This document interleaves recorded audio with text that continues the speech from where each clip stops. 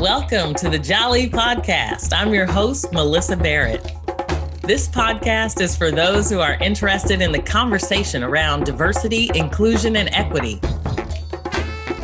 Each week, I'll be interviewing a guest who has something special to share or is actively part of building solutions in this space. Let's get started. All right, so today we are joined by Tamara Shiloh, and I am just really enjoying and excited to speak to her as an author, speaker, entrepreneur. And I am just so interested in your background and how you got to where you are today. Wow. Well, I'm going to give you the short version. I've been around a long time. This particular journey started probably a little over 20 years ago when I received an email, and the email it had a list of all these Black inventors and scientists, and I had never seen these folks before. And so the other thing is there was a little story with it also. And at that particular time, I just started learning how to use Microsoft Publisher. So I was creating all these little pamphlets for friends and some of my friends who were entrepreneurs. And I decided to do one for my grandson. But then I thought about these people I'm putting in here. And I'm like, what if this was a hoax or, fake news or whatever? So I went to the library, and sure enough, there were a couple of books about Black inventors and scientists. I'm like, what the heck? And then I got pissed, because why don't I know any of these people? It was just ridiculous. Some of the things I saw that we had done, I'm like, really? Yes. And so it was right then, I'm sorry. I thought I turned. It was right then that I decided to write a children's book. And however, when I put all the information together, when I started working on it, it was apparent that this book was going to be 6 or 7 inches thick, because there was so much information, and kids aren't going to want to read all of that. So I decided to break it up into a series. And so initially it was 5 books. And so I actually wrote them 20 years ago. And so fast forwarding, 2 or 3 years ago. Well, I worked with those books for about 5 years, I think it was, because I went on tour with them in 2005. It was a little short tour because I didn't know what I was doing. So let me tell you, I have learned so much more since then. First of all, I didn't even try to shop the books because, first of all, I didn't know how.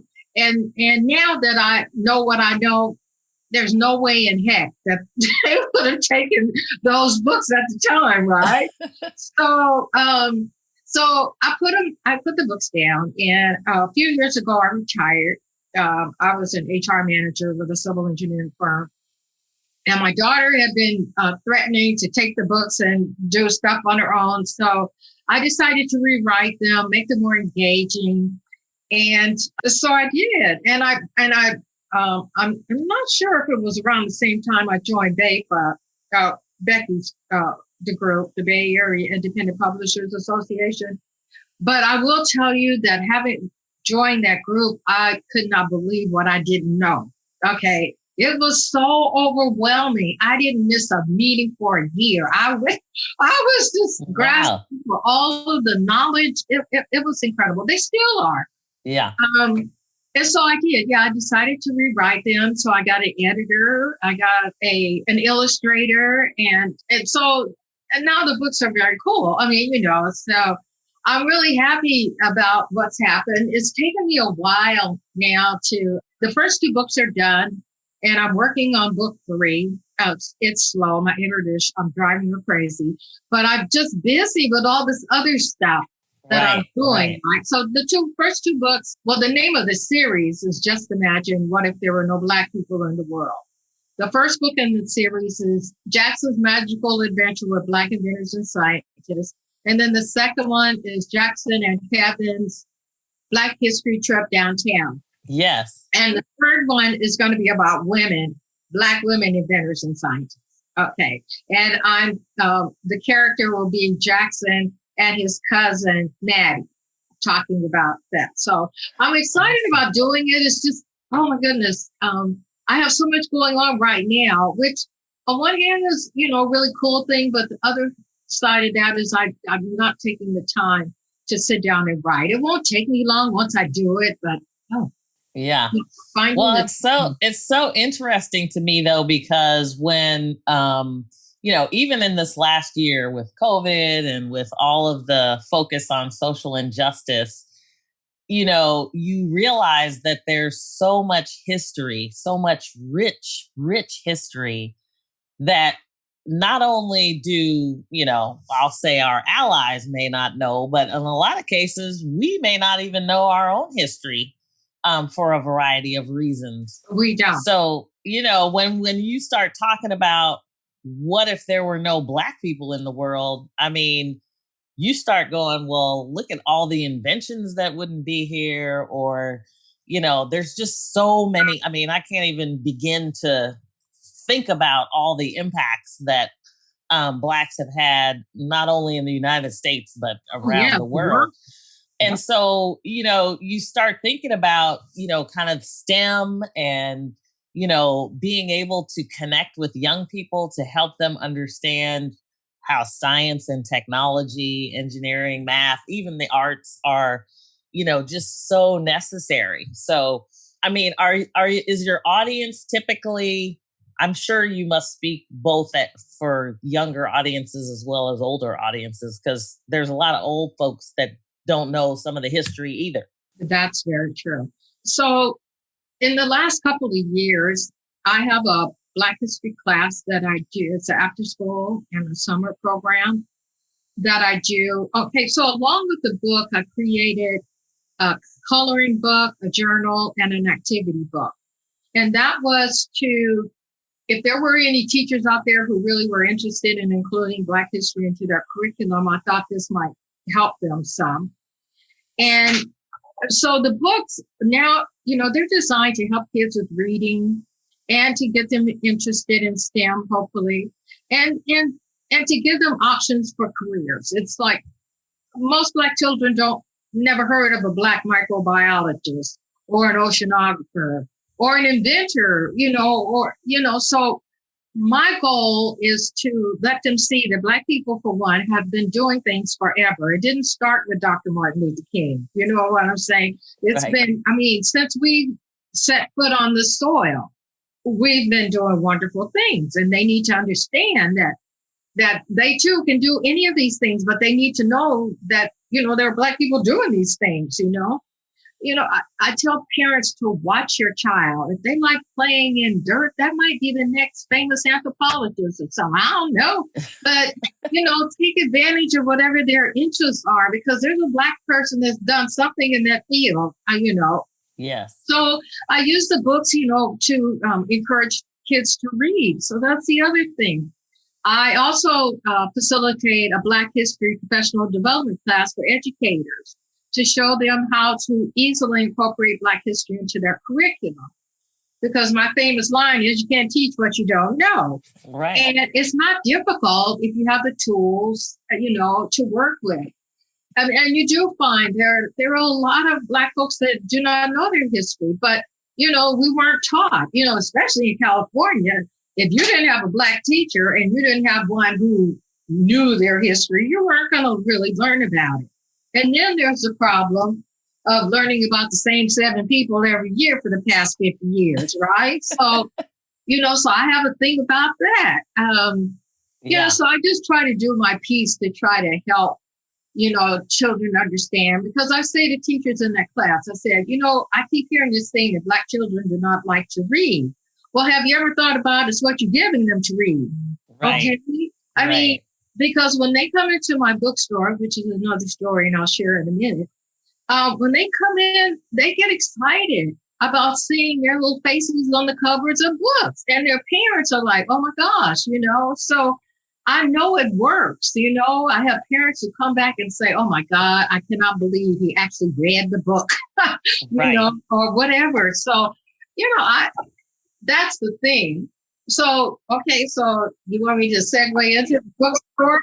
Yeah. So I mean, yeah. Tell us about your bookstore. I know you have one in Richmond, Right, we right? do. I do. It started off, oh my gosh, I'm gonna fast forward on that too. So initially there were three of us, and then there were two, because one of the partners, she had the inventory, because she did mobile book sales. She did conferences and things like that, huge. So she had a garage bookstore, if you will. So she actually provided the inventory for the book for the store initially. And initially, it was only supposed to be a pop up for a couple months. But we did so well, they asked us in the mall to stay. Well, one of the partners, she didn't want a brick and mortar. She just wanted to continue to do what she did. So we purchased the inventory from her. So then there were just two of us. And so last year, she decided that she didn't want to do this anymore and focus on her nonprofit. So here I am, a bookstore owner. I'm like, okay. But I had a lot of support from the community. They loved the bookstore. It was a lovely bookstore. I mean, I really say so myself. The one thing that parents, everybody was really happy about is that all the books were faithful.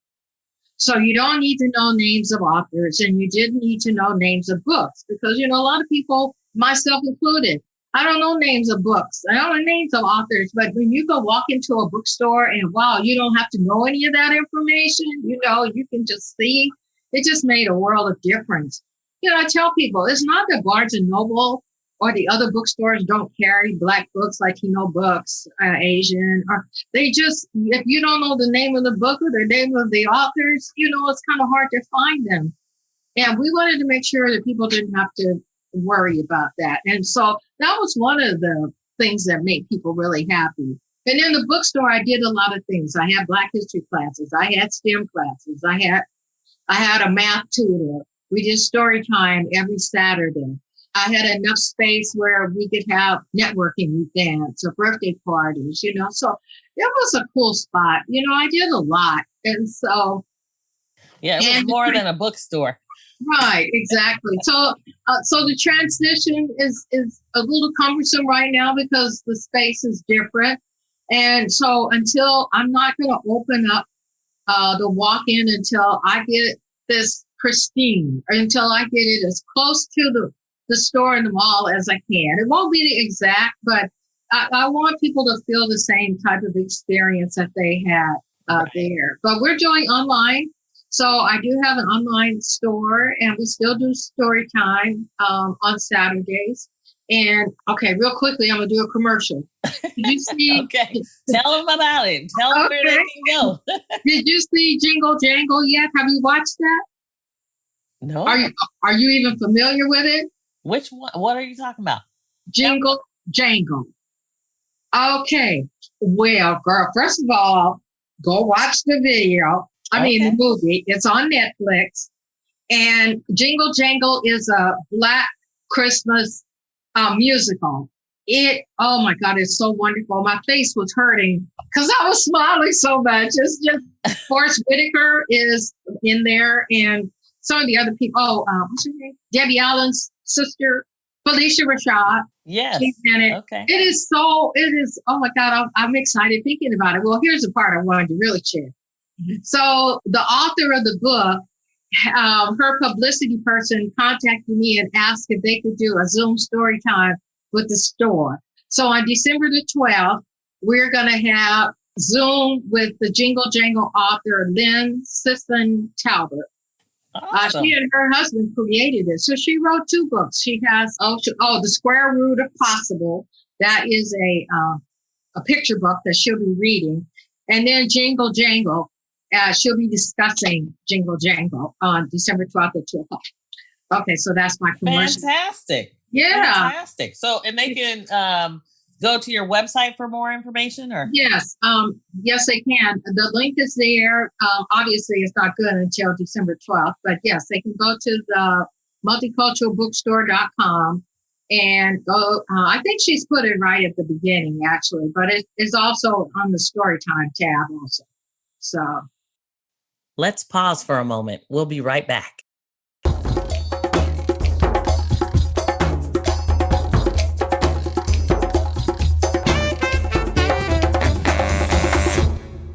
Well, and I noticed you have books specifically on many cultures, including African American, Latino, Asian, South Asian, Native American, Middle Eastern.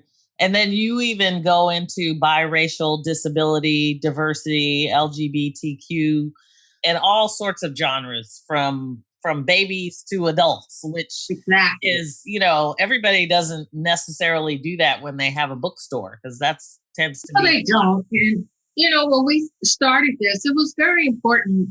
I mean, right. We have Black stores.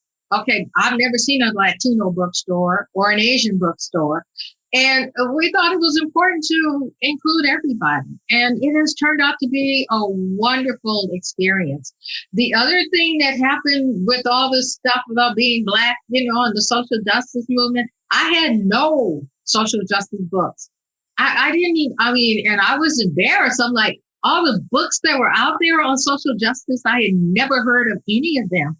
And the children's books. But I will say a lot of those books got written this year. Many of them, but there were many that have been around a long time. So that was a whole different section of books that I had to buy. And then I bought more Black history books because people were like, okay, let's get into that as well. So yeah, I'm happy. Teachers come in, they're just like, oh my God, everything is right in one setting, because we have Right. a pretty good selection of multicultural books. I will say that my focus is on Black children books, but I have a really good selection of all the others. And I'm actually, as we speak, I'm trying to get dollars so that I can increase the other books also, because I think it's just Right. really important. Well, and I think it's so interesting because even after the George Floyd murder, we saw so many people looking for information.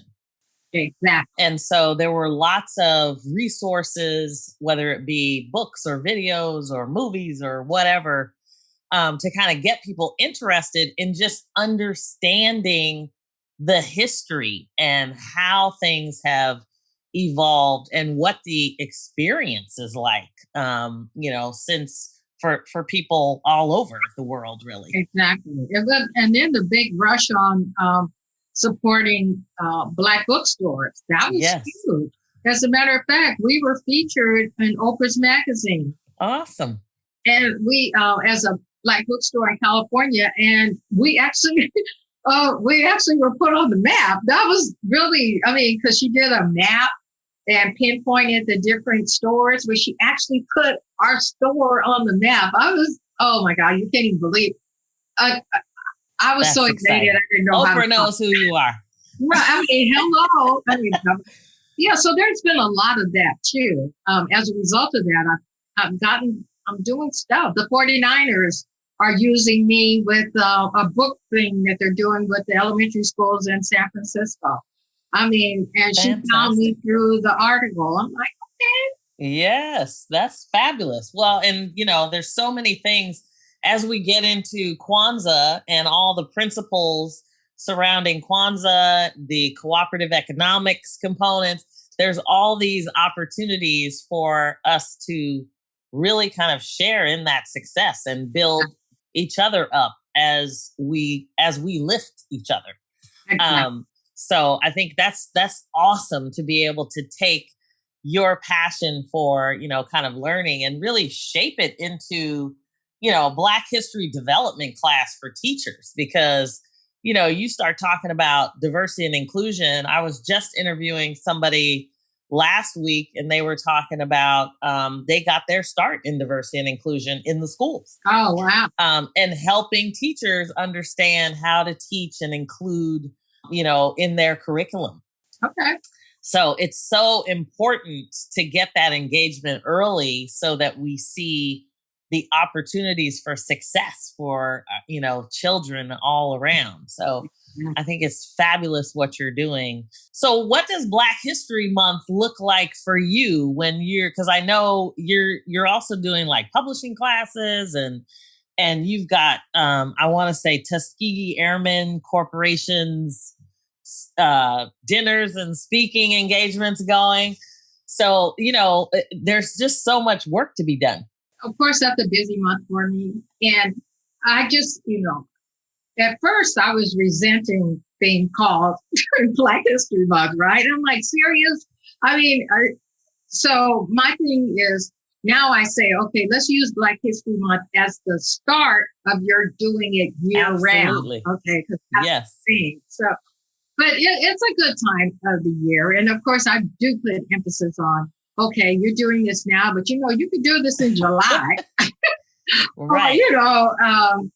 But yeah, it is what it is. Yeah. Okay. I mean, well, and I talk a lot about Kwanzaa, and I go, Kwanzaa should be every day. All those principles are things you should have in your life all the time, right? So Kwanzaa every day is my thing.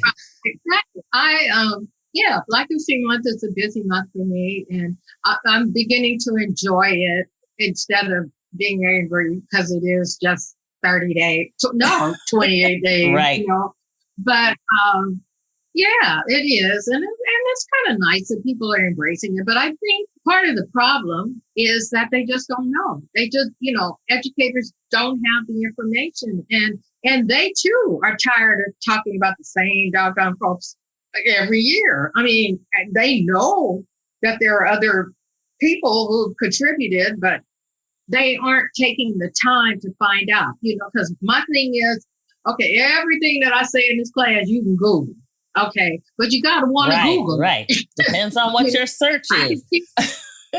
Right. I can't teach you to want to teach Black history. I can just help you along the way, So if that's not your thing, and you just here because your principal made you be here, I mean, okay, it's a waste of your time, not mine, because you're going to leave here knowing something. What you do with it is on your own. Well, that's a quote in itself. I can't teach you to want to teach. No, I can't teach. Right, exactly. And so my books, a friend of mine and I have created lesson plans around my books. So we're all excited about that. So I will start incorporating that into my professional development class also. So they will actually have a lesson plan, whereas it really was designed just to give them information and show them examples of how they can do it.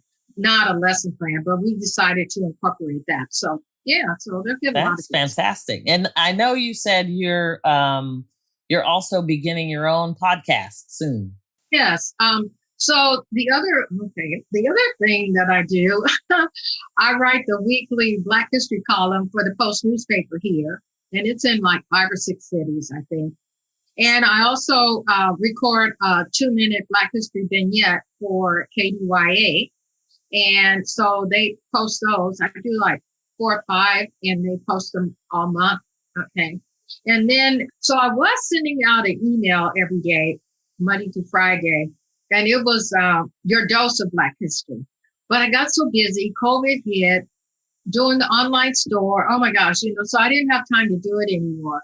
So then I decided, okay, I've done some videos for the professional development class, right? So I'm like, oh, okay, kind of like this, right? So I was talking to a friend of mine, and I said, okay, why don't I do your 5-minute dose of Black history? And I'm like, okay, so she just told me, I think the first one is December. We were going to wait until January, but I think she said, I think it's December 23rd. Okay, great. Mistaken. Just before Christmas and I'll confirm that with you. That's awesome. Yeah. Oh, well, actually, the first one is going to be on Mary Fields. She was a stagecoach driver, a Black woman. She's funny. I mean, I enjoy talking about her because she is so... Mary, she's like 6 feet tall, big Black woman with a rifle, right? I know a few of those. I mean, it's a fun story. Yeah, right. But so I decided, okay, let's get back to, let me get back to providing a little dose of Black history every week. folks something to look forward to, because I did when I stopped doing it. I get a lot of emails. Okay, where is it? Right. So I'm also going to do a blog, but the good thing about that is I have it all written already. So just to give folks more information, a place to go, and read more about what Black folks have and are doing. Yeah. Do you have specific people that you? I mean, you talked about Mary. Are there a few others that you think people may not know about that they find interesting? Oh my gosh. One of the things, okay, I can't think of her name, but the lady they said invented the ironing board. I get a kick out of that because she didn't create the ironing board. She created an attachment that for the sleeve for the ironing board. Like, okay, so I do talk about that a lot. It's just like George Washington Carver. He did not create peanut butter, but okay. He created 100 other things to do with peanut butter, but that he didn't, but he was a genius when it came to agriculture, which was really very cool. Or that Dr. Hale performed the first heart surgery. That's just very cool. Or that a dentist, Dr. George Grant, created the first off tee. That's always everything. I mean, so people know about Garrett Morgan and the signal light. But do you know about the gas mask? And he did a lot of other things as well. Like the real McCoy. Okay, so it's whoever you want to believe that it came from Elijah McCoy, right? But that's the story I heard. Or last name is Crump, but he created the first potato chip. So they want to argue with me about that. Oh well, I don't care. I mean, so who you gonna believe, right? Right. Right. Yeah. Or that one more name. Oh my God, what's the whiskey? Oh my gosh, I can't think of it. The whiskey that's the man's name. Anyway, oh my goodness. It'll come to you. Come to you. But the black guy who actually taught them how to do that. We've done so many things in the background, that it's been tough for Black folks. I mean, they couldn't get a patent because Black folks weren't considered citizens or even people, if you will, so. Yeah. So I don't apologize for it. So someone, I'm going to say this again. When I first started writing these books, and I went to the library a few times, and I remember a librarian asked me, so how do you know this information is true? I took me like 2.3 seconds to say, do you own a set of Encyclopedia Britannica? And so it was like, of course I do. So I said, well, how do you know that information is true? All right. Because she looked at me. I know she wanted to slap me, but I was like, and it was like, okay, you believe what you believe. All right.